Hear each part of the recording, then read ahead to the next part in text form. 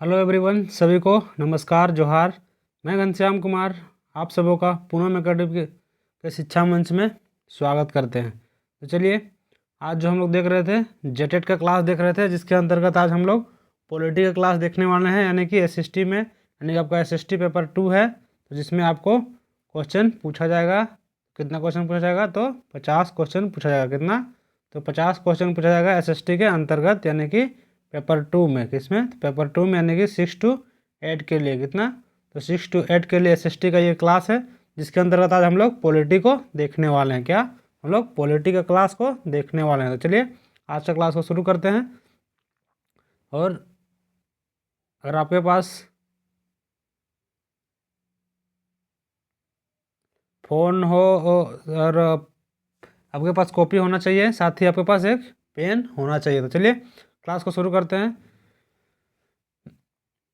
विविधता होगा, विविधता के यहाँ विविधता लिखा गया है, विविध स्पेलिंग मिस्टेक है। तो यह हो जाएगा, विविधता के संबंध में निम्नलिखित में से कौन सा कथन असत्य है। जो यहाँ दिया गया है उसमें से कौन सा कथन जो असत्य है उसके बारे में पूछा गया। तो क्या विविधता भौगोलिक रूप से भारत के जलवायु व आकार के आधार पर है? तो जी हाँ, भारत के जलवायु और आकार के रूप में तो है विविधता।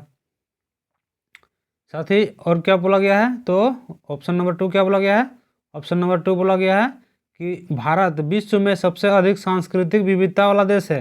तो जी हाँ, ये भी बात सही है, यानी कि भारत जो है सांस्कृतिक विविधता बहुत ज़्यादा देखने को मिलती है।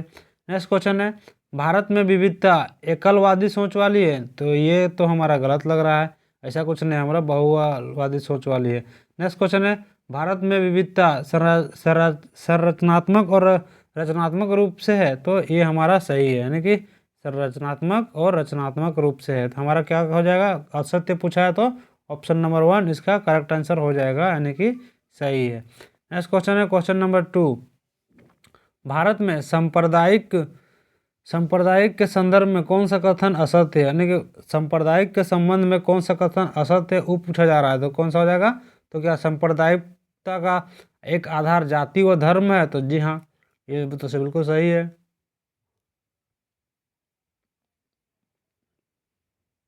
नेक्स्ट क्या बोला गया है? नेक्स्ट बोला गया है सांप्रदायिकता का कोई एक कारण उत्तरदायी नहीं है। जी हाँ, इसका बहुत सारे कारण होता है, कोई एक उत्तरदायी नहीं है। नेक्स्ट क्वेश्चन है, सांप्रदायिकता को नकारात्मकता में परिभाषित किया गया है। यानी सांप्रदायिकता को नकारात्मक में परिभाषित किया गया है। तो हम लोग क्या पूछा गया है?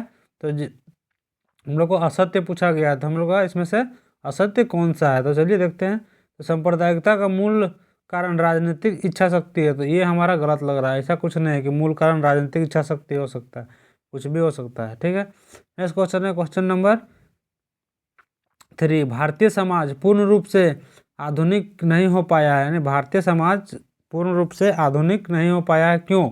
ये पूछा रहा है। तो हम लोग को क्या हो जाएगा? तो हमारा इसका करेक्ट आंसर क्या हो जाएगा? तो क्या परंपरावादी धारणा विद्यमान है? तो ऐसा कुछ नहीं है। क्या पूर्वाग्रही धारणा विद्यमान है? तो सब आपको देखना पड़ेगा। तो क्या होगा?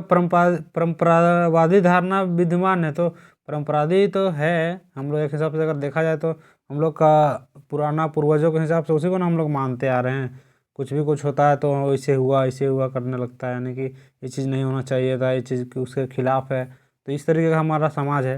नेक्स्ट है पूर्वाग्रहीवादी धारणा विद्यमान है। हाँ, तो ये लड़का है, ये चीज़ नहीं कर सकती है, लड़की है वो चीज़ नहीं कर सकती है, इस चीज़ को काफ़ी बढ़ावा दिया जाता है। नेक्स्ट क्वेश्चन है, रूढ़िवादिता समाज के विकास में अवरुद्ध है। जी हाँ, ये भी वही है कि रूढ़िवादिता काफ़ी ज़्यादा देखने को मिलता है, जिस कारण से हम पूर्व ये इसमें है कि पहले से धारणा बना रहता है, इसमें है कि इसमें रूढ़िवादिता बना रहता है कि लड़का लड़की का, इसमें पहले धारणा बना है कि लड़की यदि ये चीज़ नहीं कर सकती है, पूर्व से वो धारणा बना लिया है। तो इसका हमारा क्या हो जाएगा? तो भारतीय समाज पूर्ण रूप से आधुनिक नहीं हो पाया है, क्योंकि इसमें से ये सभी कारण इसमें सही है। किस्मत ये उपयुक्त सभी, यानी ऑप्शन नंबर डी इसका करेक्ट आंसर हो जाएगा। नेक्स्ट क्वेश्चन है, एक सार्वजनिक स्थल पर कोई व्यक्ति किसी अन्य व्यक्ति के साथ अन्य व्यक्ति के हाथ का छुआ हुआ, इसमें छुआ हुआ होगा, टाइपिंग मिस्टेक है, यानी छुआ हुआ पानी नहीं पी सकता। ये है क्या है? तो यानी कि एक सार्वजनिक स्थल पर कोई व्यक्ति किसी अन्य व्यक्ति के हाथ का छुआ हुआ पानी नहीं पी सकता है। तो क्यों, ये किसके अंतर्गत आता है, तो ये अस्पृश्यता, यानी कि 4 का क्या हो जाएगा, तो हमारा छुआछूत। तो हमारा कितने आर्टिकल में दिया गया है, तो आर्टिकल 70 में ये चीज़ दिया गया, कितना 17 में, आर्टिकल 17 में छुआछूत के बारे में बोला गया है। नेक्स्ट क्वेश्चन है, क्वेश्चन नंबर नेक्स्ट, भारत में निम्नलिखित में से कौन सा तत्व विविधता एक महत्वपूर्ण पहलू नहीं है, यानी विविधता का एक महत्वपूर्ण पहलू नहीं है, इसमें से जो दिया गया है उसमें से, तो क्या हमारा हो जाएगा, हमारा हो जाएगा इसका करेक्ट आंसर क्या हो जाएगा, तो हम लोग देखते हैं इसका करेक्ट आंसर क्या हो जाएगा, तो इसका होगा हमारा, यानी कि चलिए देखते हैं, भाषा क्षेत्र या फिर सोच व क्रियाकलाप या फिर रहन सहन व वेशभूषा या फिर संस्कृति। तो हमारा क्या हो जाएगा, हमारा इसका हो जाएगा सोच व क्रियाकलाप, क्या होगा, तो ऑप्शन नंबर बी, यानी कि सोच और क्रियाकलाप इसका करेक्ट आंसर हो जाएगा। नेक्स्ट क्वेश्चन है क्वेश्चन नंबर 6, कितना है, तो क्वेश्चन नंबर ये 6 है। क्या बोला जा रहा है, निम्नलिखित में से कौन सा सही सम्मिलित नहीं है, यानी सही जो यहाँ सुमेलित नहीं है, तो क्या, कौन सा, तो कोंकणी भाषा कहाँ पे, कर्नाटक में, संथाली झारखंड में, मलयालम भाषा केरल में, या फिर डोंगरी भाषा जम्मू कश्मीर में। तो हमारा कौन सा नहीं है सही, तो हमारा क्या हो जाएगा, तो कोंकणी। कोंकणी कहाँ है, हमारा कर्नाटक में गोवा साइड में बोला जाता है, किधर, गोवा साइड में ये चीज़ बोला जाता है। हमारा क्या बोला, सुमेलित नहीं है बोला जा रहा है, तो कौन सा हो जाएगा, यानी कि ऑप्शन नंबर 1 हमारा करेक्ट आंसर हो जाएगा। बाकी झारखंड में संथाल, मलयालम केरल में, और डोंगरी भाषा कहाँ पे, तो जम्मू कश्मीर में बोली जाती है, यानी कि इससे भाषा से ये क्वेश्चन है। अब आते हैं कि अगर भाषा के कौन सा अनुसूची में, तो 8वीं अनुसूची में। मूल संविधान में कितनी भाषा थी, तो मूल संविधान में कितना भाषा थी, तो 8 भाषा थी। फिर बाद में कितनी हो गई, तो बाद में टोटल अभी कितनी है, तो 22 भाषा है, कितनी, तो 22 भाषा। पहले कौन सा जोड़ा गया, तो सिंधी भाषा, कौन सा, सिंधी भाषा जोड़ा गया, कौन सा, तो 21वां संविधान संशोधन से सिंधी भाषा को जोड़ा गया था। साथ ही को कौन सा जोड़ा गया, तो 71वां संविधान संशोधन से फिर जोड़ा गया। फिर अगला क्या जोड़ा गया, तो 52वां संविधान संशोधन से जोड़ा गया। तो इस तरीके से आपको याद रखना पड़ेगा। नेक्स्ट क्वेश्चन है क्वेश्चन नंबर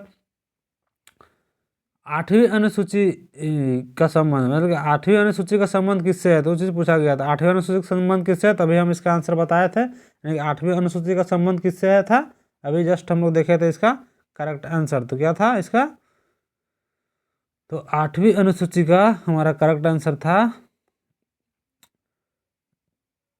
5, 6, 7, यानी कि 7 का क्या हो जाएगा, तो हमारा भाषा से, यानी ऑप्शन नंबर 1 क्या, तो ऑप्शन नंबर 1 से संबंधित है, यानी कि भाषा से संबंधित है। इसी में भी बताया था कि कितने भाषा है, मूल संविधान में कितनी थी, तो हमारा 14 भाषा थी, जबकि अभी कितना है, तो हमारा कुल 22 भाषा है। ठीक है, हमारा ऑप्शन नंबर 1 इसका करेक्ट आंसर हो जाएगा। नेक्स्ट क्वेश्चन है, अगला क्वेश्चन क्या हो रहा है, क्वेश्चन नंबरिंग का थोड़ा सा इधर उधर हो गया है, तो उसमें थोड़ा सा आप मैनेज कर लीजिएगा। नेक्स्ट, निम्नलिखित में से शास्त्रीय भाषा नहीं है, जो यहाँ दिया गया है उसमें से शास्त्रीय भाषा नहीं है, तो कौन सा ऐसा है जो कि शास्त्रीय भाषा नहीं है, तो हमारा क्या हो जाएगा इसका, हमारा इसका करेक्ट आंसर क्या हो जाएगा, इसका करेक्ट आंसर हो जाएगा हमारा, यानी कि कितना, तो 9 का क्या हो जाएगा, तो मलयालम, क्या, तो बंगाली तो अभी जोड़ा गया है, तेलुगु भी जोड़ा गया है, संस्कृत भी पहले से है, तो हमारा क्या हो जाएगा, तो मलयालम हो जाएगा, क्या है, तो मलयालम।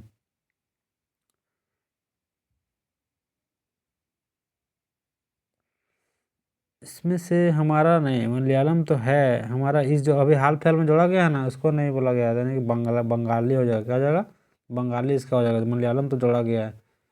नेक्स्ट क्वेश्चन है, पश्मीना क्या है, पश्मीना क्या है, तो क्या पश्मीना क्या है, तो 10 का क्या हो जाएगा, तो क्या एक खाद्य पदार्थ है या फिर एक बकरी की प्रजाति है जो ऊन के लिए प्रसिद्ध है, तो हमारा इसका करेक्ट आंसर क्या हो जाएगा, ऑप्शन नंबर सी, पश्मीना क्या है, तो एक बकरी है जो कि उसका ऊन काफ़ी महंगा मिलता है। कहाँ पाया जाता है, तो लद्दाख में पाया जाता है, कहाँ पे, तो लद्दाख में पाया जाता है, यानी कि कहाँ पे मिलेगा हम लोग को ये लद्दाख में देखने को मिलेगा, कहाँ पे, लद्दाख में। नेक्स्ट क्वेश्चन है, भारत में छोटा तिब्बत कहाँ स्थित कहा जाता है ना, भारत का छोटा तिब्बत किसे कहा जाता है, तो भारत का छोटा तिब्बत कहा जाता है ना, कि तिब्बत के जैसे ही जलवायु वहाँ पे देखने को मिलता होगा, तो इसलिए उसको छोटा तिब्बत कहा जाता है। किसको कहा जाता है, तो हम लोग का लद्दाख, किसको, तो लेह लद्दाख को हम लोग, यानी कि लद्दाख क्षेत्र को, केंद्र शासित प्रदेश को छोटा तिब्बत कहा जाता है, कौन सा, तो ऑप्शन नंबर बी इसका करेक्ट आंसर हो जाएगा। नेक्स्ट क्वेश्चन है, भारत में वह स्थान जो तिब्बती समाज के संस्कृति और राजनीतिक का केंद्र है, यानी भारत का वह स्थान जो कि तिब्बती समाज का सांस्कृतिक और धार्मिक राजनीति का केंद्र है, इसका क्या आ जाएगा, 12 क्या आ जाएगा, इसका हमारा ऑप्शन नंबर बी क्या आ जाएगा। अच्छा, इसमें उधर इधर हो गया ऑप्शन ना, तो क्या आ जाएगा इसका, तो इसमें से तो हमको सब लग रहा है जो कि तिब्बत से मिलता जुलता है, तो इसमें से अगर हम करेक्ट में जाते हैं तो हम लद्दाख की ओर जाएंगे। किसमें जाएंगे, तो लद्दाख। लद्दाख में हम लोग का तिब्बती समाज और सांस्कृतिक केंद्र माना जाता है। ठीक है, नेक्स्ट क्वेश्चन है केसर सागा के संबंध में कौन सा कथन असत्य है। ये सब अब एनसीईआरटी से सब क्वेश्चन है। केसर सागा के संबंध में पूछा जा रहा था। केसर सागा क्या है, तो बौद्ध धर्म, हिंदू धर्म के लिए नहीं है, तो ये किसके लिए है, तो बौद्ध धर्म के लिए है। तो हमारा क्या हो जाएगा इसका करेक्ट आंसर, हमारा ऑप्शन नंबर सी, यानी कि किसको, केवल हिंदू धर्म के लोग मान्यता देते हैं। केसर सागा यानी कि बौद्ध, अच्छा असत्य पूछा गया है ना, तो असत्य में जाना है, तो ये हमारा गलत है। इसमें कौन मान्यता देते हैं, इसमें बौद्ध मान्यता देते हैं। कौन, तो बौद्ध मान्यता देते हैं। केसर सागा में क्या था, तो लद्दाख से संबंधित है, तो करेक्ट आंसर है, एक ही करेक्ट है। ये लोक गानों व कविताओं का मौखिक संग्रह है, तो ये भी सही है। नेक्स्ट, इसका आधार प्राचीन परंपरा व संस्कृति है, ये भी सही है। तो हमारा क्या था, गलत, गलत पूछा है, तो हमारा ऑप्शन नंबर सी, ये हिंदू ने, ये बौद्ध धर्म के लिए है। कौन सा, तो बौद्ध धर्म के लिए।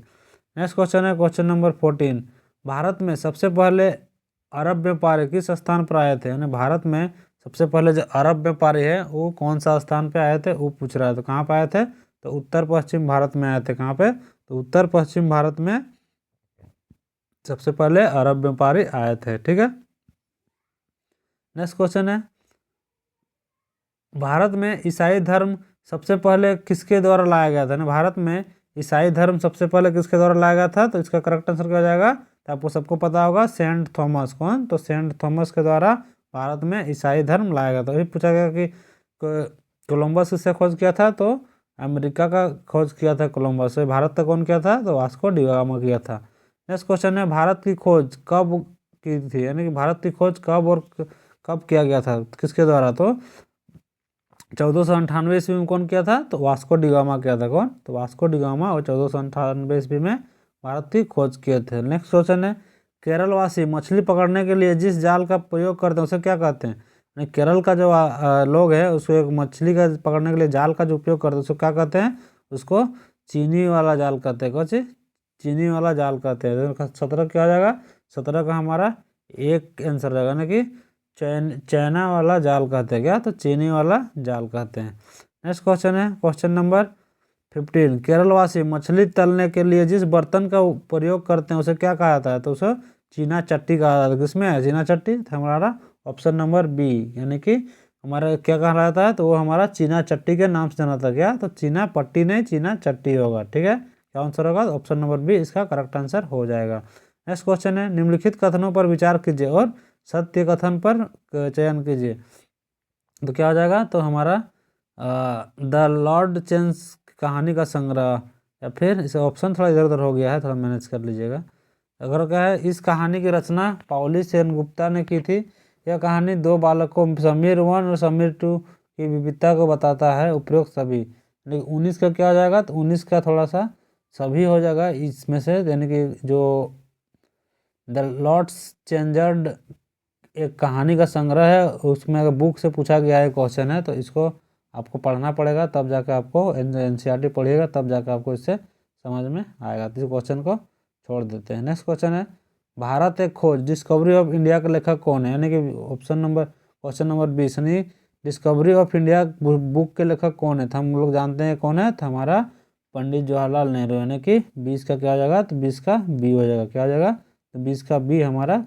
अभी बोला गीतांजलि किसकी है, तो हमारा रविंद्रनाथ टैगोर सर की है। नेक्स्ट क्वेश्चन है रविंद्रनाथ टैगोर के बारे में कौन सा कथन असत्य है। जो यहाँ दिया गया है उसमें से असत्य कथन का बात किया जा रहा है, तो क्या हो जाएगा, वे आधुनिक बांग्लादेश में पैदा हुए थे। उन्होंने गीतांजलि पुस्तक की रचना की थी, ये तो सही है।